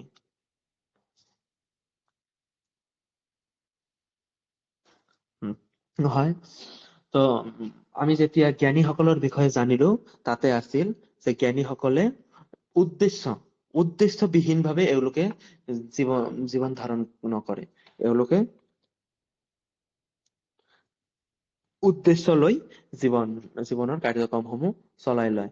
তো ইয়াত শ্ৰীকৃষ্ণই গীতাত অৰ্জুনক কৈছে যে অৰ্জুন, যিহেতু জ্ঞানীসকলে কিছু উদ্দেশ্য লৈ জীৱন ধাৰণ কৰে, তাৰ মাজত সেই উদ্দেশ্য যিসকলৰ আছে, তাৰ মাজত 4 প্ৰকাৰৰ মানুহ আছে, যিসকলে নেকি নিজৰ উদ্দেশ্য খুজি বিচাৰি পাইছে, আৰু সেই উদ্দেশ্যৰ সমাধান বিচাৰি পৰম আনন্দ, পৰম সুখৰ খোজত আহে, আৰু যি পৰম পুৰুষোত্তম মুৰলীধাৰী ভগৱানৰ শ্ৰীচৰণত আত্মসমৰ্পণ কৰে। তাৰ ভিতৰত এজন হৈছে দুখী। কৈছে নহয়, দুখ কি? যিজন জ্ঞানীসকলে নেকি দুখ কি, এই জগতত থকা দুখ, কিয় মানুহে দুখ ভোগ কৰে, সেয়াৰ বিষয়ে যিসকলে জানিব বিচাৰে, সেইসকল ভগৱানৰ চৰণত যাব বিচাৰে। আৰু তলত নহব নেকি কমল প্ৰভু? দুখৰ লগত আৰু তলত আৰু অলপ দুখৰ লগত আৰু এটা আছিল। হয় হয়, লালচি হেয়ে। তো কিছুমান আমি ভক্তি জীৱনত অহাৰ 4টা উদ্দেশ্য আছে। 4টা উদ্দেশ্য যিসকলৰ 4টাৰ ভিতৰত এটা আছে, সেইসকলে ভগৱানৰ ওচৰত আহিব বিচাৰে। কিছুমান আছে দুখী, যিসকলে অতি দুখী, অত্যন্ত দুখত থাকে, সেইসকলে এই দুখৰ সমাধান বিচাৰি ভক্তি জীৱনত আহে। কিছুমান আছে লোভী, ধন কি কামনা কাৰণেৱালা, যিসকলে নেকি ধন লাগে, পইচা লাগে। হয়, কিছুমান আছে টকাৰ লোভত ভগৱানৰ তাতে যায়। এই ভগৱানৰ নাম কৰিলে অনেক পইচা লাভ কৰি ভগৱানৰ ভালকে প্ৰসন্ন কৰি কিছুমান এই এনেকুৱা ধৰণৰ আমি বেছিভাগ দেৱ দেৱীৰ ভক্ত চাওঁ, যিসকলে নেকি উম উম, কিছুমান বিশেষ কাৰ্য সিদ্ধিৰ বাবে ভগৱানৰ নাম লয়। এইসকল ব্যক্তিক লোভী বুলি ভগৱানে কৈছে। এইসকলে মানে জীৱনৰ উদ্দেশ্যটো এনেকুৱা, যে এওঁলোকে মানে লোভ এটা মানে মাইণ্ডছেট লৈ আহে যে মোৰ বহু টকা লাগে, এই এটা লোভ লৈ ভগৱানৰ ওচৰত আহে। এনেকুৱা ব্যক্তি ভগৱানৰ ওচৰত আহে। প্ৰথমটো হল দুখী, তাৰপিছতটো কি লোভী, তাৰপিছতটো কি জিজ্ঞাসু, তাৰপিছত যিসকলে জানিব বিচাৰে, এইসমূহ হৈছে সঁচাকে জ্ঞানী। জানিব বিচাৰে যিসকলে মই কোন, মই কিয় এই পৃথিৱীত আহিছো, মোৰ কি কাম, এইসমূহ প্ৰশ্ন যাৰ মনত আছে সেইসকলে ভগৱানৰ চৰণত আহিব পাৰে। সেইকাৰণে কৈছে আমাৰ জিজ্ঞাসু এক প্ৰকাৰৰ, যিসকলে নেকি ভগৱানৰ চৰণত আহিব বিচাৰে। আৰু যিসকল হৈছে জ্ঞানী, জ্ঞানীতো সঁচাকে জ্ঞানী, আমি জ্ঞানীৰ বিষয়ে জানিলৈ, জ্ঞানীসকলে ভগৱানক ভালকে জানেই আৰু এওঁলোকে ভগৱানক জানিবই বিচাৰে। গতিকে 4 প্ৰকাৰৰ ব্যক্তি ভগৱানৰ চৰণত আহিব বিচাৰে। প্ৰথমটো হৈছে দুখী, তাৰপিছতটো লোভী, তাৰপিছতো জিজ্ঞাসু, তাৰপিছতো জ্ঞানী। এনেধৰণৰ ব্যক্তিসকল ভগৱানক চৰণত আহিব বিচাৰে। তাৰপিছত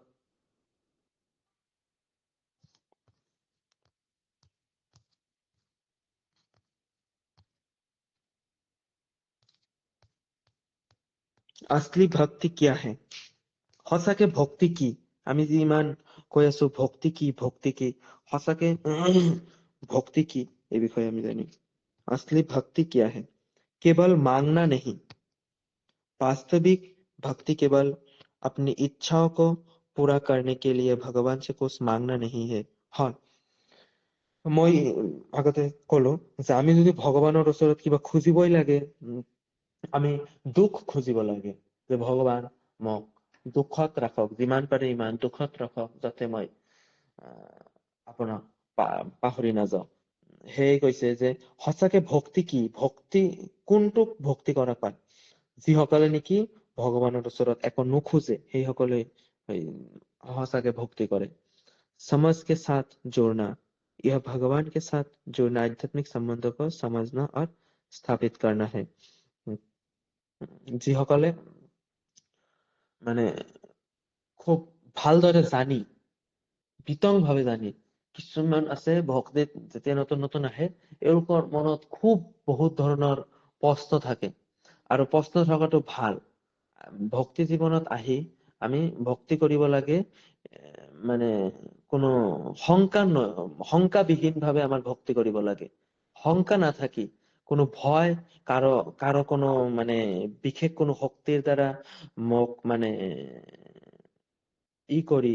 ডমিনেট কৰি এনেকুৱা ধৰণৰ ভক্তি কৰিব নালাগে। এনেকুৱা ধৰণৰ ভক্তি নহয় যে মোক লোভৰ দ্বাৰা মই ডমিনেট, বা মই কাৰো কোনো ক্ষমতাৰ দ্বাৰা, কোনো ভয়ৰ দ্বাৰা, এনেকুৱা ধৰণৰ কাৰো কোনো বিশেষ মন্তব্যৰ দ্বাৰা মই বিচলিত হৈ ভক্তি কৰিব নালাগে। ভক্তি কৰিব লাগে খুব ভালদৰে জানি, বুজি, সঁচাকে আমি ভক্তি কৰাটো কিয় প্ৰয়োজনীয়, এনেকুৱা ধৰণৰ কিছুমান এনেকুৱা প্ৰশ্নৰ যেতিয়া সমাধান হব, তেতিয়াহে আমি ভক্তি কৰিব পাৰিম। সেইকাৰণে কৈছে না, সেইকাৰণে আমি শংকাহীন ভাৱে, একো শংকা নাৰাখি মনত, যিকোনো ধৰণৰ প্ৰশ্ন থাকিলে আমি আমাৰ চিনিয়ৰ ভক্তসকলৰ লগত কাউন্সিলিং কৰি, বৈষ্ণৱ সংগ কৰি, মোৰ মনৰ কথাসমূহ তেওঁৰ লগত বিতংভাৱে শ্বেয়াৰ কৰি, এনেকুৱা ধৰণৰ কাউন্সিলিং কৰি আমি মনৰ শংকাসমূহ দূৰ কৰি, জানি বুজি, ভালদৰে বুজি, তাৰপিছত আমি ভক্তি কৰিব। এনেকুৱা ধৰণৰ ব্যক্তিয়ে ভালদৰে ভক্তি কৰিব পাৰে। প্ৰেম আধাৰিত সম্বন্ধ, यह एक शुद्ध निस्वार्थ प्रेम पर आधारित संबंध है, जहां देने और प्राप्त करने का विचार गौण होता है। গণ হতা হে। প্ৰেম হয়, আমি ভগৱানক ভাল পাব লাগে, ভাল পাই ভক্তি কৰিব লাগে, ভয় পাই নহয়, যে নহয় এইটো নকৰিলে ভগৱানে মোক পৰীক্ষাত ফেল কৰাই দিব, গতিকে ভগৱানৰ চৰণত আজি ফুলটো দি যাওঁ, এনেকুৱা ধৰণৰ ভয় কিছুমান মনত লৈ নহয়, ভগৱানক ভাল পাই, ভগৱানক শ্ৰদ্ধা কৰি, সন্মান কৰি, ভগৱানে যে আমাৰ বাবে ইমান কষ্ট কৰিছে, এই ইমান সুন্দৰ এক পৃথিৱী বনাইছে, সেই যি পৃথিৱীত আমি ইমান সুন্দৰভাৱে বসবাস কৰিব পাৰিছো, এনেকুৱা ধৰণৰ কিছুমান কৃতজ্ঞতা লৈ, এনেকুৱা ধৰণৰ কিছুমান কৃতজ্ঞতা লৈ বা প্ৰেম, ভাল পোৱা, সন্মান লৈ আমি ভগৱানক ভজনা কৰিব লাগে। এনেকুৱা ধৰণৰ ভজন আহিছে ভজনা। গতিকে এইটো এটা ভক্তিৰ প্ৰকাৰ, যে আমি ভগৱানক ভাল পাব লাগে, ভাল পাই ভক্ত হব লাগে। লেনদেন সে ওপৰত না, কিছু গিভেন এণ্ড টেকেন, এনেকুৱা ধৰণৰ কিছুমান যি আমাৰ মানে এই বৰ্তমান জগতত চলি থাকে, গিভেন এণ্ড টেকেনৰ দুনিয়া, কিছু কিবা দিলে কিবা পাব, এনেকুৱা ধৰণৰ কিছুমান পোৱাৰ আশাত, কিবা কৰিলে যে কিবা পাম, সেনেকুৱা ধৰণৰ আশাত আমি ভক্ত হব নালাগে। এনেকুৱা ধৰণৰ মনত কষ্ট হব লাগে, মই ভগৱানক কিমান ভালদৰে পূজা কৰিলো, আজি ৰাতিপুৱা যোৱাৰ সময়ত ভগৱানে কিমান ভালদৰে ভজনা কৰিবলৈ ভগৱানৰ নাম লৈ গলো, কিন্তু মোৰ যোৱাৰ সময়ত ৰাস্তাত এক্সিডেন্ট হল। এনেকুৱা ধৰণৰ কিছুমান কিবা খোজাৰ আশাত, কিবা পোৱাৰ আশাত আমি ভক্তি কৰিব নালাগে। আমি ভক্তি কৰিব নিস্বাৰ্থ, নিষ্ফল ভাৱে আমি ভক্তি কৰিব লাগে। এনেকুৱা ধৰণৰ কথা কিছুমান গীতাত শ্ৰীকৃষ্ণই অৰ্জুনক কৈছে, যে আমি নিস্বাৰ্থ ভাৱে, নিষ্কাম ভাৱে আমি ভগৱানৰ ভজনা কৰিব লাগে, নিষ্কাম ভাৱে আমি ভক্তি কৰিব লাগে, তেনেহলেহে এনেকুৱা ভক্তি সফল হয়। এয়া কোৱা হৈছে যে আমি কিছু পোৱাৰ আশা, লেনদেন, কিবা দিম কিবা পাম, এনেকুৱা ধৰণৰ পোৱাৰ আশাত আমি ভক্তি কৰিব নালাগে। তাৰপিছত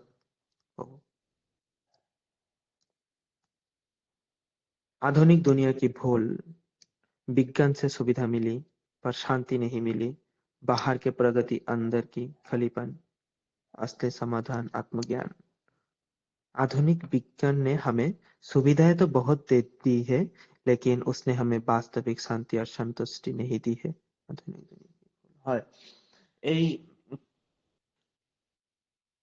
আমার বর্তমান এই পৰিৱেশ বা প্ৰকৃতি দিনক দিনে যান্ত্ৰিকতাৰ দিকে আগবাঢ়ি গৈ আছে, উন্নত হৈ আছে, কিন্তু সেয়া আমাক যে পৰম আনন্দ, পৰম সুখ লাভ সেয়া দিব নোৱাৰে।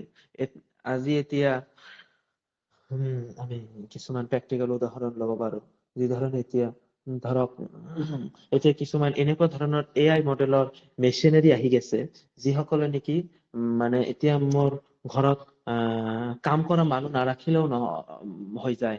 কিছুমান AI মেচিনাৰী হৈ গৈছে, মোবাইলৰ লগত কানেক্ট হয়, AI কানেক্টেড ইন্টাৰনেটেৰে পুৰা ঘৰ ডিটেক্ট কৰি ঘৰৰ মলসমূহ পৰিষ্কাৰ কৰে, শুহি লয়, পৰিষ্কাৰ কৰে। কিছুমান AI মেচিনাৰী আহি গৈছে, চুইচ, কিছুমান সৰু এটা চুইচ টিপাৰ লগে লগে আমাৰ মিনিটৰ ভিতৰত আমাৰ ৰন্ধা হৈ যায়। কিন্তু এনেকুৱা ধৰণৰ উন্নতিয়ে সঁচাকে আমাক পৰম শান্তি বা পৰম আনন্দ দিছে নে? যান্ত্ৰিকতাই আমাক সংগ দিছে নে? মানৱী সংগ। আজি কিছুমান মেচিনাৰীয়ে আমাৰ কাম সঁচাকে সহজ কৰি দিব পাৰে, কিন্তু আমাৰ যি মনৰ যি আবেগপূৰ্ণ যি কথা, সেই কথাৰ সমাধান সঁচাকে দিব পাৰেনে? সঁচাকে আমাৰ এআইৰ যি ChatGPT বা এনেকুৱা ধৰণৰ কিছুমান এপে আমাৰ মনৰ সঁচাকে আমাৰ দুখ, যিয়ে আমাৰ মনৰ যি অনুভূতি, সেয়া সঁচাকে এই মেচিনাৰী সমূহে ডিটেক্ট কৰিব পাৰে নে? নোৱাৰে। গতিকে আধুনিকতাৰ উন্নয়নে আমাক কিছু কঠিন কাম সহজ কৰিব পাৰে, কিন্তু আমাক আন্তৰিক যি শান্তি, পৰম আনন্দ সেয়া দিব নোৱাৰে। সেয়াই ইয়াত কোৱা হৈছে যে আধুনিক দুনিয়া কি ভুল, এই আধুনিকতাই আমাক উন্নয়ন কৰিছে, আমাৰ জীৱন ধাৰণৰ মানদণ্ড হয়তো উন্নত কৰিছে, কিন্তু আমাৰ আন্তৰিক আনন্দ দিয়া নাই। সেইকাৰণেই হয়তো বৰ্তমান সময়ত আমি মানসিক ৰোগত আক্ৰান্ত হোৱা ৰোগী বেছি দেখা পাওঁ। আগতে আমাৰ শাৰীৰিক ৰোগৰ সংখ্যা বেছি আছিল, কিন্তু বৰ্তমান সময়ত আমি মানসিক ৰোগত আক্ৰান্ত হোৱা ৰোগীৰ সংখ্যা বেছি দেখা পাওঁ, যিসকলে নেকি দুখত, লনলিনেছ, এনেকুৱা ধৰণৰ কিছুমান ৰোগত বৰ্তমান মানুহে ভুগি আছে, কিয়নো এওঁলোকে যান্ত্ৰিকতাক প্ৰৱেশ কৰিছে। এওঁলোকে সামাজিকতা, মানুহ যে সমাজ প্ৰাণী, সমাজৰ লগত থাকি যে ভাল পায়, সমাজৰ যি বৈচিত্ৰতা, সেই বৈচিত্ৰতাক এওঁলোকে পাহৰি গৈছে। সেইকাৰণে হৈছে আমি সদায় সমাজৰ লগত মিলি থাকিব লাগে, মানুহৰ লগত মিলি থাকিব লাগে, মানুহৰ সুখ দুখৰ সমভাগী হ'ব লাগে, এনেকুৱা ধৰণৰ কিছু কথা ইয়াত কোৱা হৈছে। তাৰপিছত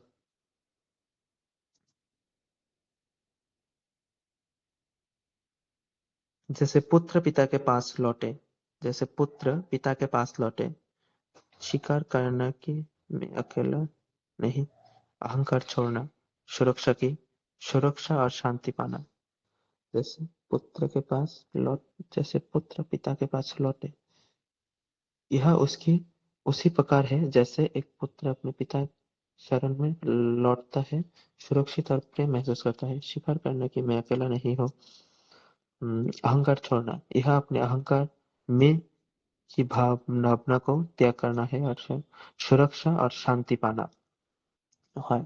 যিদৰে নেকি আমি যেতিয়া পিতৃৰ অধীনত থাকো, নিজকে কিমান সুৰক্ষিত অনুভৱ কৰো, এনেকুৱা ধৰণৰ আমাৰ মানসিকতা হ'ব লাগে যে মই অকলে হৈও মই অকলে নহয়, মোৰ পৰম পিতা ভগৱান শ্ৰীকৃষ্ণ মোৰ লগত আছে, এনেকুৱা ধৰণৰ মানসিকতা থাকিব লাগে বুলি ইয়াত কৈছে। আৰু আমি যিমানে প্ৰশংসনীয় কাম নকৰো, যিমানে ডাঙৰ মানুহ নহও কিয়, আমাৰ অহংকাৰ আহিব নালাগে মনত, সেনেকুৱা ইয়াত কোৱা হৈছে। আৰু সদায় সহিষ্ণু হব লাগে, তিনাদপি সুনিচন, মানে আমি ঘাঁহৰ দৰে হব লাগে, নিৰ্মল, শান্ত, সহিষ্ণু, এনেকুৱা আমাৰ মানসিকতা হোৱা উচিত। মানুহৰ প্ৰতি ঈৰ্ষা ভাৱ, অহংকাৰ ভাৱ, এনেকুৱা ভাৱ আমাৰ হব নালাগে। সুৰক্ষা আৰু শান্তি পানা, ই সমৰ্পণ, আৰু এনেকুৱা ধৰণৰ যেতিয়া আমি সমৰ্পণ কৰিম, তেতিয়াই আমি পৰম শান্তি লাভ কৰিম। আমি যেতিয়াই নেকি আমাৰ মানসিকতা যেতিয়াই নেকি হব যে মই অকলে নহয়, মোৰ পৰম পিতা মোৰ লগত আছে, আৰু মই সহিষ্ণু, মই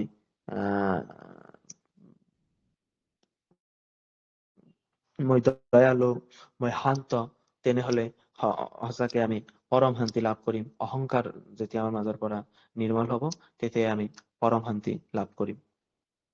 নেক্সট है ना।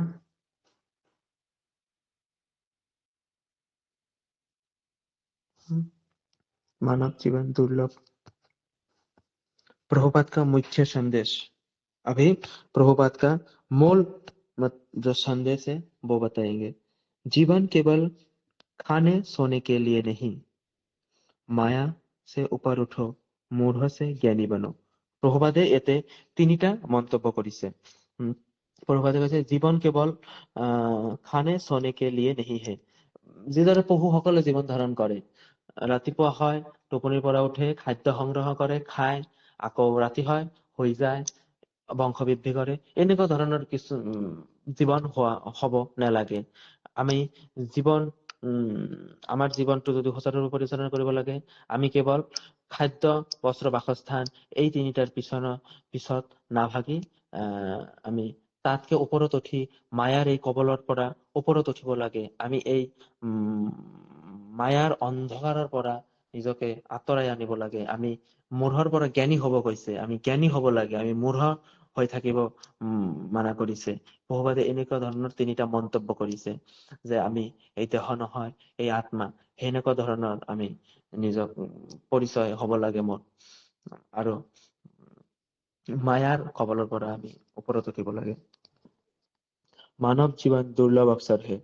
আগতেই আমি কৈছো যে মানৱ জীৱন দুৰ্লভ অৱসৰ, বহু কোটি জন্ম পোৱাৰ পাছত আমি মানৱ জন্ম পাইছো, এটা সুযোগ পাইছো, ইমান সুন্দৰ এটা সুযোগ। আপনি বাস্তৱিক সম্বন্ধক পেহচানে, মোৰ যি সঁচাৰ যি সম্বন্ধ, সেই সম্বন্ধটোক আমি জানিব লাগে। মোৰ মানে সঁচাৰ একমাত্ৰ সম্বন্ধটো কি সেয়া আমি গম পাব লাগে। তাৰপিছত কব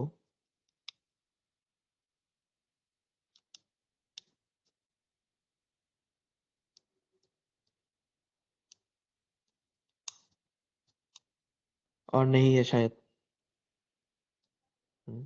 ठीक है बाबू, তো এইখিনিয়ে আছিল আমাৰ আজিৰ পিপিটি। দুই এষাৰ কবলৈ চেষ্টা কৰিলো মূঢ় ব্যক্তিৰ বিষয়ে, জ্ঞানী ব্যক্তিৰ বিষয়ে সেইসমূহ কল। তাৰপিছত মানৱী জীৱনৰ বিষয়ে কল, যে মূঢ় ব্যক্তিসকল কেনেকুৱা ধৰণৰ ব্যক্তিত্ব, জ্ঞানীসকল কেনেকুৱা ধৰণৰ ব্যক্তিত্ব, সেই বিষয়ে আমি জানিলো। তাৰপিছত বহুতে কিছুমান মন্তব্য আগবঢ়াইছে, গতিকে এইখিনিত বিতংভাৱে আমি জানিলো। এইখিনিতে যদি মোৰ যি ভুল ভ্ৰান্তি হৈছে সেইসমূহ যদি ক্ষমা কৰাৰ যোগ্য হয়, মই যদি সঁচাকে ক্ষমাৰ যোগ্য হওঁ, মোক ক্ষমা কৰি দিব। বহুত কিবা কিবি ভুল ভ্ৰান্তি কৰিছো, ধন্যবাদ। এতিয়া মই গোবিন্দ বাবুক অনুৰোধ কৰিম, কিবা ভুল ভ্ৰান্তি হৈছে যদি মোক আওৰাই দিয়ক। হৰে কৃষ্ণ।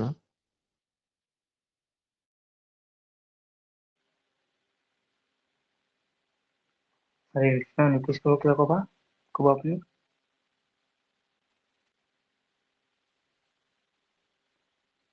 Yes. प्रभु क्या कुछ बोलो? बहुत बहुत धन्यवाद शुभम प्रभु का। और हम अक्सर यही सोचते हैं कि जो वक्ता है वो हमारे जैसे है। एक्चुअली प्रभु मतलब हमारे लेवल का नहीं है, बहुत ही हाई लेवल का है, क्योंकि वे भक्त के घर में जन्म लिए है, जो कि बहुत कोटि कोटि मतलब जन्म जन्म के बाद किसी दुर्लभ को मतलब ये चांस मौका मिलता है। और प्रभु ने बिना कोई प्रिपरेशन के भी ये सेशन देने के लिए राजी हो गए। और यही एक भक्त का असली पहचान है कि हर टाइम रेडी रहता है प्रभु पद के मिशन के लिए। और अगर कोई किसी का अगर कोई क्वेश्चन है तो शुभम प्रभु को बोल सकते हैं। अगर कोई सजेशन है और कोई फीडबैक है, कोई क्वेरीज है, तो आप शुभम प्रभु को अभी बोल सकते हैं। धन्यवाद।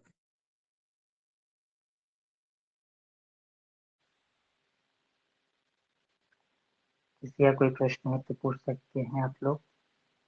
आज के सेशन पर फीडबैक के लिए सब अगर हो तो ये सब सेशन नहीं मिलता है। पहली बार आज लोगों को ये कुछ कहा है और बिना प्रिपरेशन के। मैंने पहले कहा था कि वो आज बाजार करके किसी काम के लिए सुबह गए थे और भी रात को आए हैं। दौड़ते दौड़ते आते आते आप लोगों के लिए ये क्लास किया है। उनको पीपीटी भी मिला था, फिर उन्हें कितना अच्छे से विदाउट एनी डिस्टर्बेंस उन्हें क्लास दिया, एक्सप्लेन किया अच्छे से। तो इसमें पता चलता है कि उनका नॉलेज कितना गहरा है इन सब विषयों में। और स्पष्टता, उनकी जो स्पीकिंग क्वालिटी है बहुत ही अच्छी है। অসমীয়াত খুব ভালকে কৈছো, এতিয়া বুজিব পালো।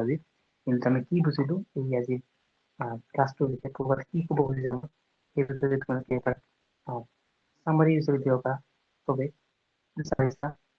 तो एक समझ लेते तो क्या कहना चाहते हैं प्रभुपाद आज के सेशन में, क्या पता चला हमें आज के सेशन में? एक समरी अगर सुनना चाहो आप लोग करके बताइए। 5 मिनट है हमारे पास, उसके बाद ये सेशन खत्म कर देंगे 9:30 तक।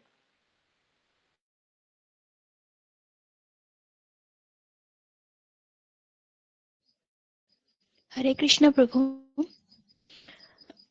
মোৰ মাতটো শুনা পাই আছেনে সকলোৱে? হয় স্পষ্ট একদম কোৱা।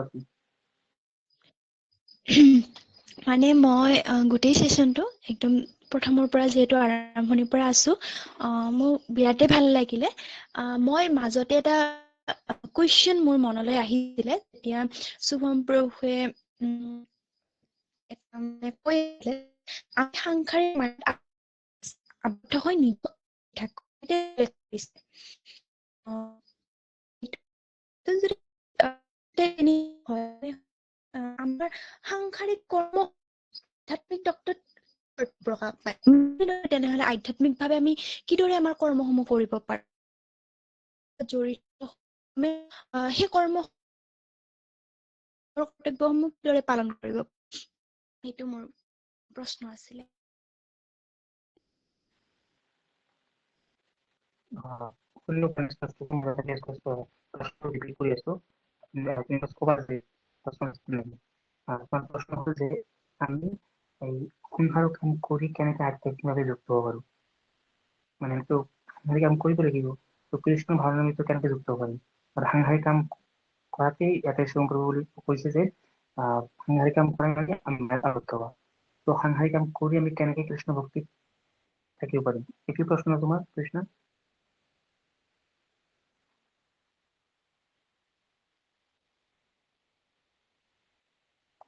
ওকে শিৱপ্ৰভু ইয়াৰ উত্তৰ দিয়ক আপুনি সাংসাৰিক কাম কৰি আমি কেনেকে কৃষ্ণ ভক্তি থাকিব পাৰিম মানে মইতো এনেকুৱা প্ৰশ্নৰ উত্তৰ দিয়াৰ মোৰ যোগ্যতা নাই মই পিপিটিত যি আছিল সেই সময়ে মই মানে আওৰাৰ চেষ্টা কৰিছো কিন্তু প্ৰশ্নটো এনেকুৱা ধৰণৰ কৰিছে যে আমি সাংসাৰিক জীৱনৰ কাম কাজসমূহ লগত লৈ কিদৰে আমি ভক্তি কৰিব লাগে তো প্ৰথম কথাটো হৈছে আমি কেনেকুৱা ধৰণৰ কাৰ্যক্ৰম লগত লৈ আমি ভক্তি কৰিব বিচাৰো যদি কি এনেকুৱা ধৰণৰ কামটো যদি এনেকুৱা হয় যি কামে নেকি আমাক ভক্তিত বাধা প্ৰয়োগ কৰি আছে তেনেহলে সেইটো কাম মোৰ ত্যাগ কৰাই উচিত কিয়নো যি কামে নেকি মোৰ আধ্যাত্মিক উন্নতি নিবিচাৰে যি কৰ্মই নেকি মোৰ আধ্যাত্মিক জগতত মোৰ বিকাশ নিবিচাৰে সেনেকুৱা ধৰণৰ কৰ্মই মোৰ জীৱনৰ মানৱী দেহক উদ্ধাৰ মানৱী দেহৰ যে সাৰ্থকতা কৰিব নোৱাৰে গতিকে আমি কৰ্মটো আগতে বিচাৰ কৰিব লাগিব যে এই কৰ্মটো যদি আমাৰ ভক্তি সুলভ হয় আমি সেনেকুৱা ধৰণৰ কৰ্ম কৰি যদি আমি নিজৰ ভক্তিটো কণ্টিনিউৱাছ ৰাখিব পাৰো তেনেহলে সেনেকুৱা কৰ্ম কৰি আমি ভক্তি কৰাত একো বাধা নাই সেনেকুৱা হ'ব পাৰে হয়তো মোৰ প্ৰশ্নৰ উত্তৰটো হয়তো মই চেটিছফাইং উত্তৰটো দিব পৰা নাই গোবিন্দ প্ৰভু অলপ ভালকে বুজাই দিব বুজোৱা নাই কিন্তু কথাটো যে আমি ভক্তি এই ভক্তি কৰাটো এক্সট্ৰা একো নহয় কৃষ্ণ ভাৱনামৃত কৰাটো এক্সট্ৰা একো নহয় আমি বেলেগ একো কৰিব নালাগে ভক্তিৰ নামত আধ্যাত্মিকতাৰ নামত আমি যিবিলাক কাৰ্য কৰোঁ গোটেইখনত সেইবিলাকে কৰিব লাগিব বাছ তাতে আমি কৃষ্ণক এড কৰিব লাগিব আমি খাই আছো আমি ঘূৰি আছো ঘূৰিম আমি নাচি আছো নাচিম আমি ফুৰি আছো ফুৰিম আমি বন্ধু বান্ধৱ বনাম বাছ তাতে কৃষ্ণ থাকিব লাগিব কৃষ্ণক এড কৰি আহিব এইটোৱে আধ্যাত্মিকতা এনেকৈ হয় হয় মানে আমি আমাৰ জীৱনৰ প্ৰতিটো কৰ্মত ভগৱানক যোগ কৰিব লাগিব আমি নাচিম কিন্তু আমি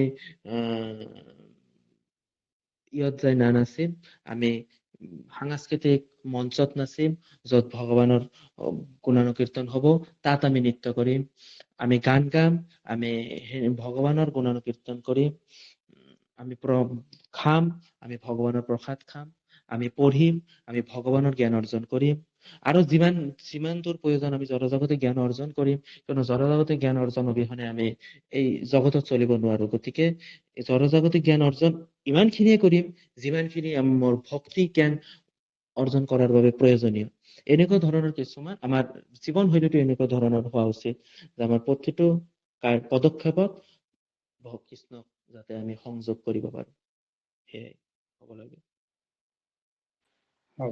আৰু আমাৰ কোনো স্কিল আছে আমি কোনটা বিষয়ত দক্ষ আমি সেই দক্ষতাটো কৃষ্ণ ভক্তিত ইউজ কৰিম যেনেকে আজি শিৱপ্ৰভুক স্পষ্টকে কথা ক'ব পাৰে তেওঁ ইয়াৰ এই দক্ষতাটো তেওঁ হৰি কথা কোৱাত লগাব পাৰে তুমি কৃষ্ণ মাতা তুমি লিখিব পাৰা ভালকে তুমি ইয়াত গ্ৰন্থৰ ট্ৰান্সলেশ্যন কৰিব পাৰা বা কৃষ্ণৰ বিষয়ে লিখিব পাৰা তোমাৰ লিখাৰ মাধ্যমেৰে কৃষ্ণৰ গুণাকীৰ্তন হ'ব পাৰে এইটো কৰিব পাৰে কোনে ৰান্ধিব পাৰে ভালকে ৰান্ধাত কৰিব পাৰে আমাৰ যিকোনো স্কিল আমি কৃষ্ণ সেৱাত লগাব পাৰিম আমি যিকোনো বিষয় আমি কৃষ্ণৰ কাৰণে কৰিব পাৰিম আৰু সেইটো হ'ল আধ্যাত্মিক জীৱন মানে এয়া নহয় যে আমি সকলো বস্তু ত্যাগ কৰিব লাগিব সকলো বস্তু কৰিম বিগ্ৰহকে কৃষ্ণেৰ কৰি উনকি দিনে যোৱাকালি তাৰ আগত দিনে এটা ষ্টেটাছ চালো আমাৰ মাতাজীসকলে তেওঁলোকৰ ফ্ৰেণ্ডছ হয় ভাল ফ্ৰেণ্ড আৰু এনেও কলেজৰ ফ্ৰেণ্ড হয় কিন্তু নৰ্মেল ফ্ৰেণ্ড আৰু মাতাজীসকলৰ ফ্ৰেণ্ড মাজত আমাৰ মানে ডিফাৰেণ্ট মাতাজীসকল আছে তেওঁ ডিফাৰেণ্টটো কি ইয়াত কৃষ্ণ আছে আৰু কলেজৰ ফ্ৰেণ্ডৰ মাজত কৃষ্ণ নাই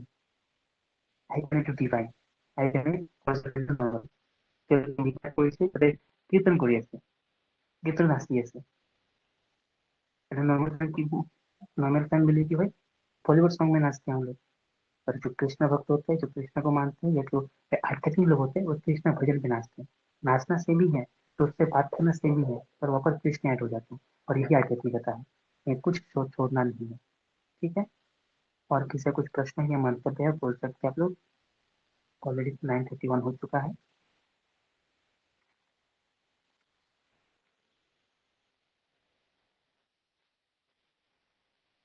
ओके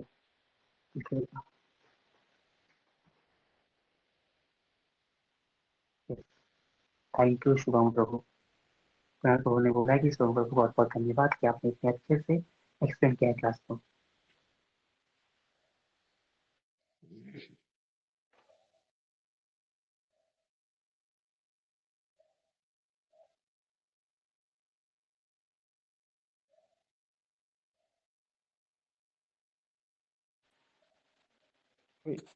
थैंक यू शुभम को आपने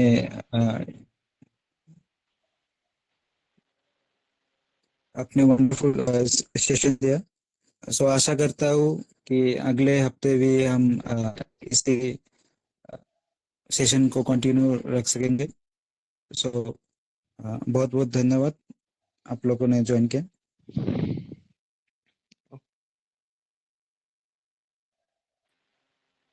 सभी को हरे कृष्णा प्रभुपाद की जय जय जगत ठीक है जय हरे कृष्ण